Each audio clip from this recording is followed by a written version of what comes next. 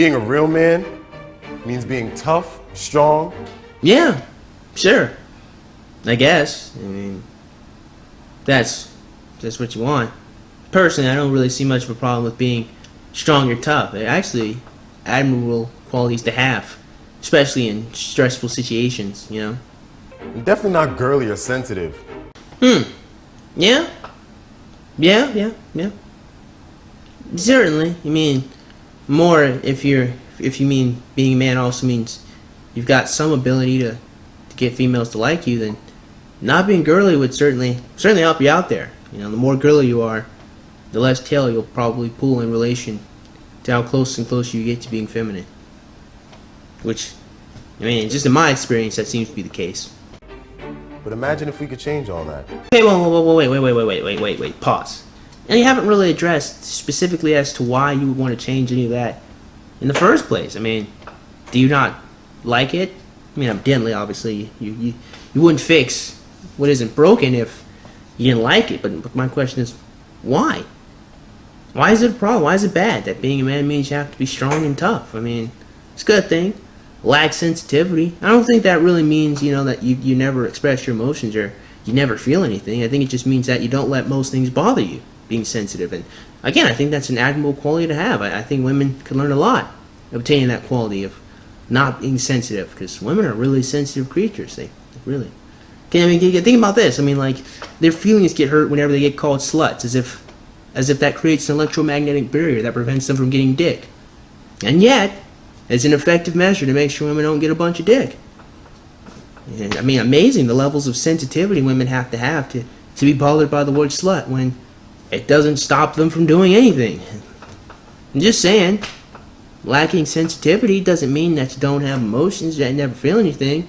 It just means you don't let a lot of things bother you. And I think that is a good quality to have. Imagine if you weren't considered any less of a man if you weren't to openly talk about your feelings or binge watch Scandal. Oh, okay, well, let's get on point one. Point one, I've never been considered less of a man by any other man by openly talking about my feelings. Never. But I have been considered less of a man by openly talking about my feelings to... Oh yeah, that's right, to women. Which, by the way, is not me saying that all women are like that, because they're not, actually. It's interesting to me, this funny thing. You know, it's a stereotype that women are empathetic and compassionate creatures, are more compassionate and empathetic than the male half of our species, which, honestly, I'm not really sure how that's a stereotype. I mean, like, I can understand why people would say that black people are really fast is a stereotype, because I've seen lots of, you know, fast black people, but I've never in my life seen more empathetic, compassionate women to kind of the regular, basic, don't really think too much of other people women as of my entire lifetime.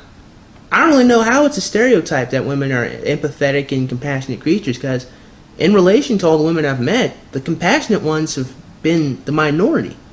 Which is what I'm saying. I mean, I've met some really compassionate women in my life, and I'm glad I've met them. They've been great people and great friends, but they are not the vast majority. So I don't understand how that's even a stereotype for women. It doesn't even make any sense. Most of the compassionate people I've ever met in my life actually have been men. And maybe it's because they understand me more because they're men, and maybe women don't because they lack empathy. Who would have thought? Interesting. I'm just saying, that's entirely old women's fault. I'm just saying. The second thing, Scandal. I don't give a damn about Scandal. If you want to watch Scandal, then watch Scandal. I mean, it doesn't make you any less of a man if you watch Scandal. I don't care. I watch The Vampire Diaries. It doesn't mean that I won't kick your ass if you try to fight me or my sister. So it doesn't mean anything. Do you, nigga? I don't care. Or take a beginner ballet class.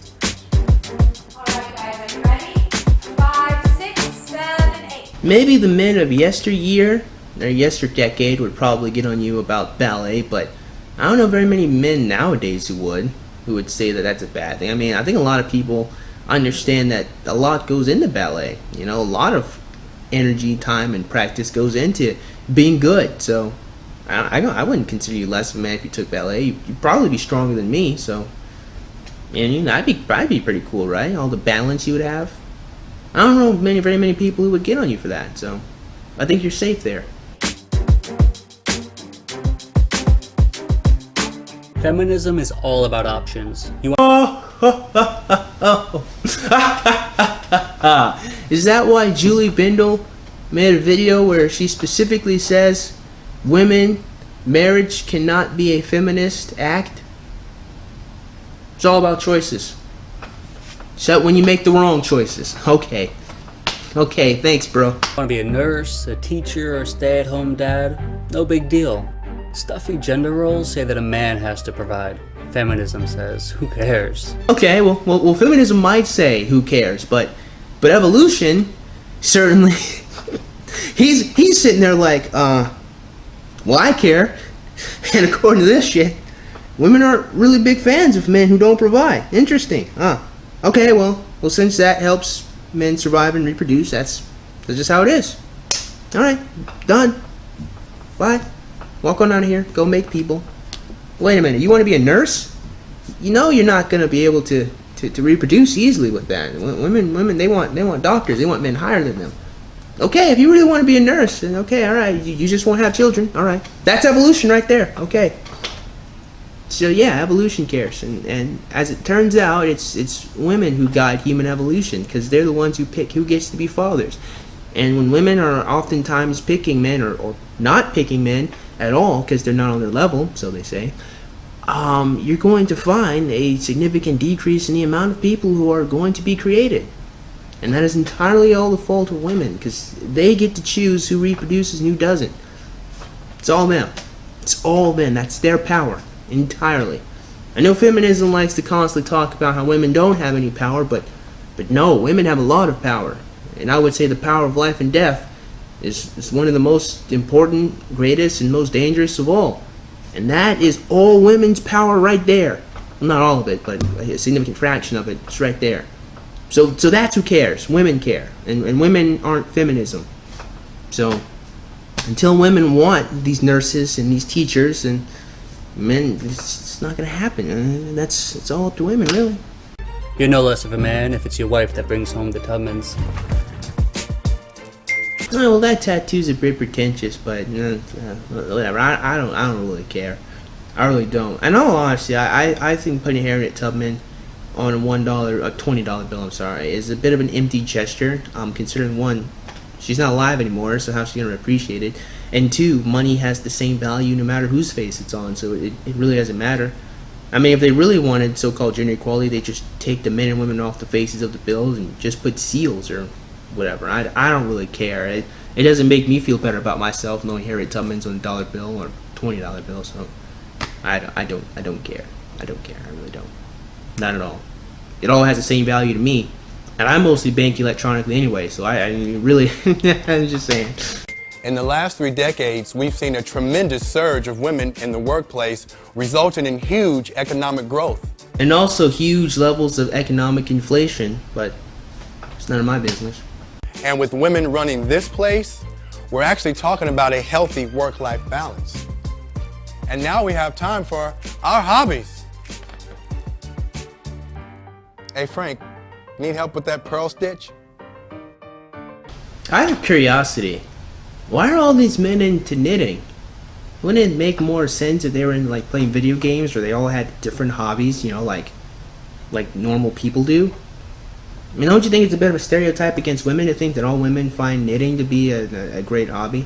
I mean, to be fair, and you know, with my family, my mom and my older sister, they learned how to crochet, which, I mean, it's not knitting, but it's very similar to it, you know. It's a little different, a lot thicker string. I don't know if more time is consumed, but it's very similar. At least it looks similar to me. And sometimes I use needles, and I'm digressing. The point that I'm making is, yeah, women like to make blankets and whatnot for people, but at the time it was actually more a necessity than it was a hobby. They knit it because they had to make clothes or blankets for their children to sleep in, and that's why it was mostly women. See, as it turns out, a lot of people keep saying women didn't work. Women weren't allowed in the workplace. Well, bullshit. Women were working. They were taking care of their children. And taking care of their children was a difficult thing because they couldn't just walk down to Walmart and buy a blanket. They had to make one. I mean, honestly, if you really thought that feminism appreciated the hard work women did, you guys are on some other shit, because that's some hard work and dedication, making blankets for your babies to sleep in. Just saying. Research shows that couples who split the chores at home actually have more and better sex. You know, that statement in general irks me to an incredible degree. Because when you say chores at home, I know what you're referring to. You're referring to washing things, you know, vacuuming the floor, washing the dishes, right? Cleaning up the kitchen, all that jazz, all that bullshit. Cooking, right? What you're not referring to is cutting the grass, shoveling snow,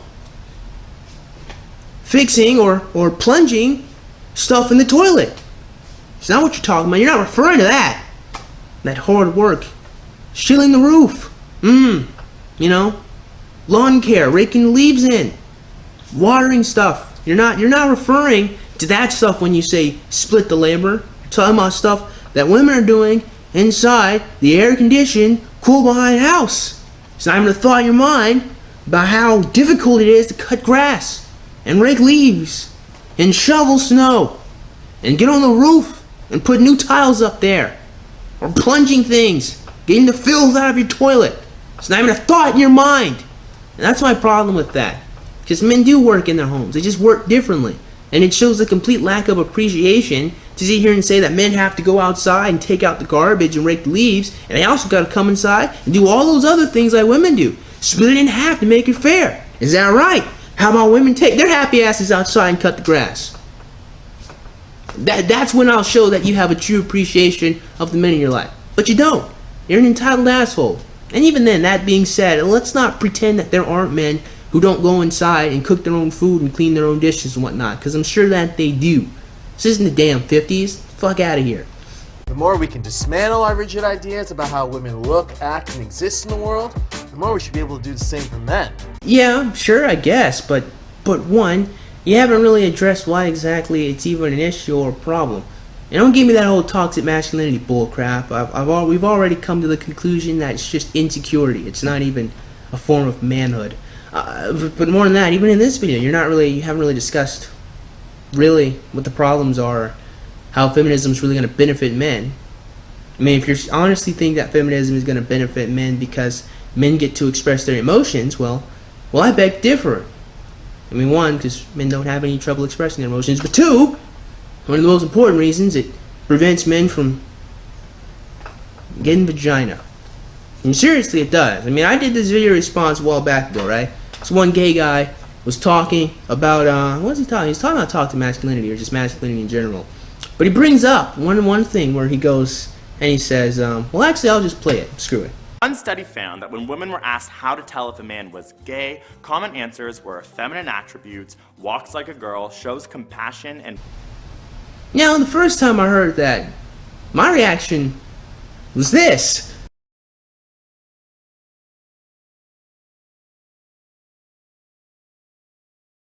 And then the next thing he says was this. One answer was even that a girl thinks a guy is gay when it seems like he really cares about her. And so then I reacted like this first.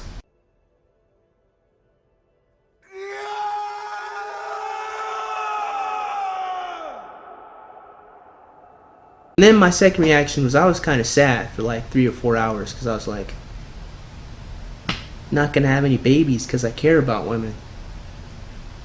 Talk about a major defeat, right? That just kind of defeats you. You can't do nothing about that. You don't like being a dick, but being a dick means that you're straight and you actually care about people, and a woman thinks that you're gay. That is why men don't express their emotions to women. That is entirely women's fault. All of it. On the shoulders of females. And unless feminism is going to do anything about that, nothing's going to change. Well, actually, women would have to do something about that, not feminism. I'm just saying.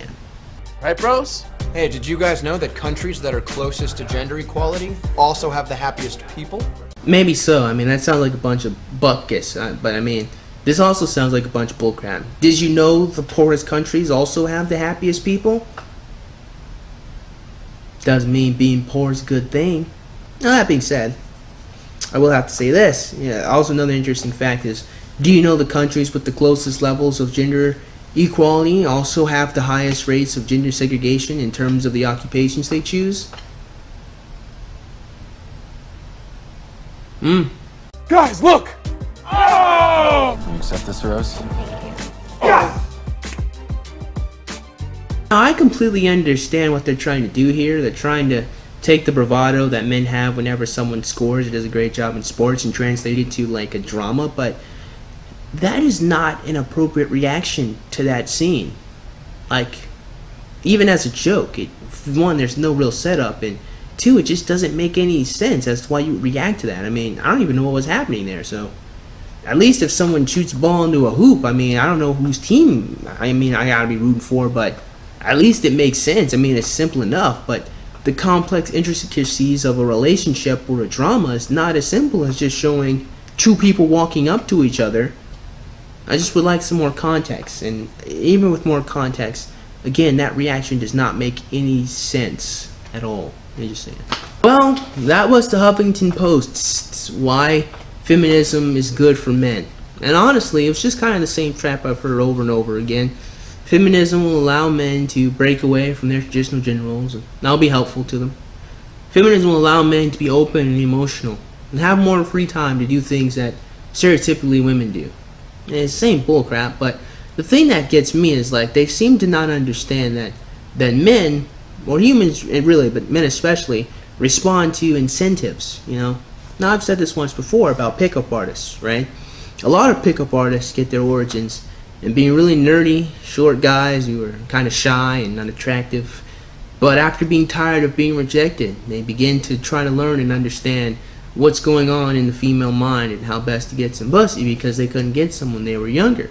Which is why I actually do not hold much disdain for pickup artists, as I hold pity and sorrow for these men. I find it interesting how people dislike them so when they're actually pretty sad people, but I digress. The point that I'm making is that what pickup artists came to realize, or a lot of them at least, is you kind of have to be aloof and uncaring to get women to respond to you, because being nice and sensitive doesn't get them to be like that. Now, in all honesty, I probably believe that in an earlier time period that's exactly what you would need, because times were harsh and women didn't really have very many options, so they couldn't just discard one man who put effort in them like he was nothing, because she probably wasn't going to get another one anytime soon. So maybe being physically attractive was great, but I'm pretty sure women, especially in the Middle Ages or even during times of, say, like slavery for black people, weren't picking the men who didn't like them. Pretty sure they were picking the men who did, mostly because, I mean, you probably weren't getting another one anytime soon, and it's probably nice that someone in such a harsh condition would give you something. But in a time period where a lot of people or a lot of resources are abundant and lots of women can quite literally just get on Instagram and get a bunch of thirsty niggas on them, they don't really care equally as much. I think a lot of women actually come to expect kindness from men, so it's not even special, it doesn't even matter to them. And maybe that's why they care more about trying to go for guys who treat them like shit, more so than the men who are honest and kind of nice to them. At least that's my very, very off-the-wall, off-the-top theory. I've thought about this topic a lot. But I just go on to say all of that to say that it's not men's fault that men act like that. Pickup artists respond to an incentive, and the incentive is to be an aloof dick, because that gets them what they want. The incentive for men to become providers is it gets them women, because that's what they want. If your primary objective is to get men to not be stereotypically like men or not be in their gender role, then you have to give them a new incentive. Or you have to give them the same incentive, but you have to make women change the people they want. Because if they don't, well, it's not going to happen. So, with that being said, man, I certainly hope you guys enjoyed today's video. And if you did, man, go ahead and click the like button. And shoot, go ahead and click that subscribe button. Comment in the comments below. And as always, you guys have yourselves a great day. I will see you cool cats soon. Adios.